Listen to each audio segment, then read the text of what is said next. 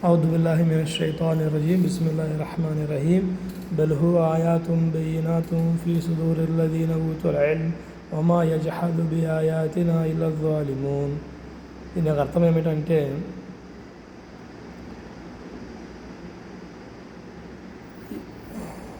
అసలు ఇవి జ్ఞానం ప్రసాదించబడిన వారికి స్పష్టమైనటువంటి సూచనలు.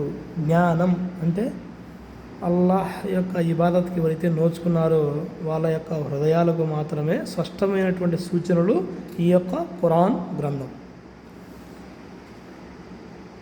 దుర్మార్గపు ప్రజలు తప్ప మా ఆయతులను ఎవరు తిరస్కరించరు.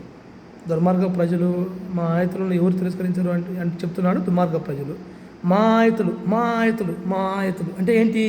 కేవలం ఖురాన్ గ్రంథం మాత్రమే, ఖురాన్లో ఉన్నటువంటి ప్రతి విషయం మాత్రమే, ప్రతి ఒక్క ఆయత్ మాత్రమే ఈ యొక్క స్పష్టమైనటువంటి ఖురాన్ తిరస్కరిస్తున్నాడంటే వాడు దుర్మార్గుడు.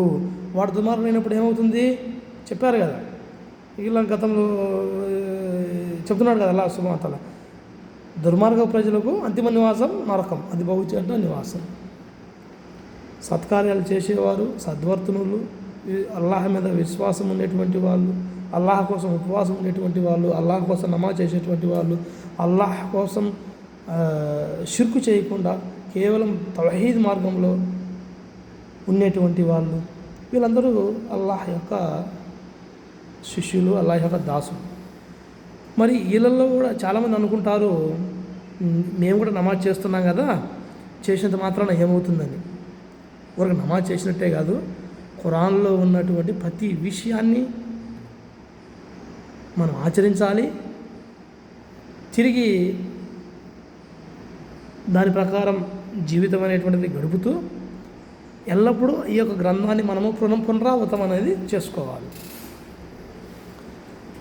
మనలలో ముస్లింలలో కూడా చాలా వరకు చాలా మసీదులకు వెళ్ళినా, బయాన్లలో కూర్చున్నా, ఇస్తిమాలో కూర్చున్నా చాలా వరకు ఖురాన్ చాలా వరకు చదవరు.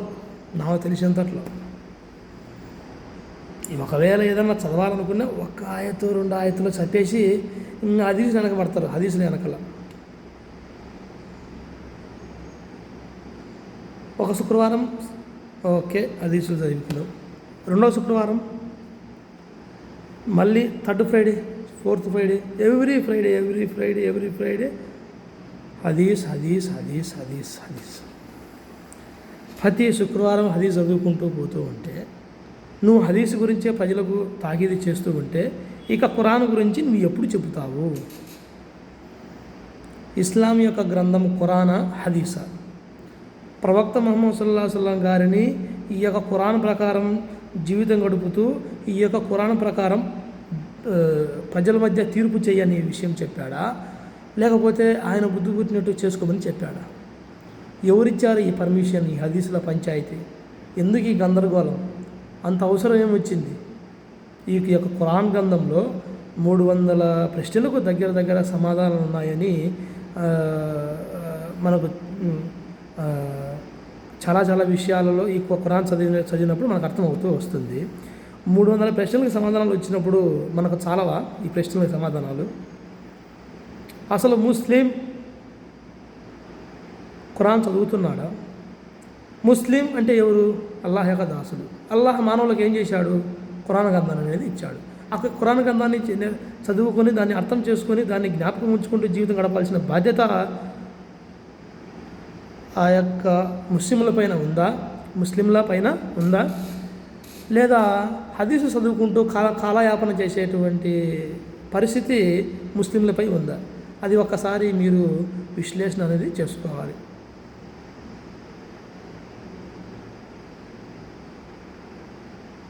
కావున వీలైనంత వరకు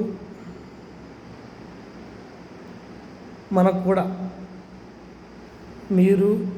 మనమందరం ముస్లింలు స్త్రీ పురుషులు అందరూ విశ్వాసులైనటువంటి స్త్రీ పురుషులు అందరూ ఈ యొక్క ఖురాన్ గ్రంథం చదువుతూ జ్ఞాపకం ఉంచుకుంటూ దాని ప్రకారం జీవితం గడపాలని కోరుకుంటూ అల్లాహ్ను వేడుకుంటున్నాను. ఆమీన్ యా రబ్బుల్ ఆలమీన్. ఆఖిరు దావాహుం అనిల్ హమ్దులిల్లాహి రబ్బిల్ ఆలమీన్.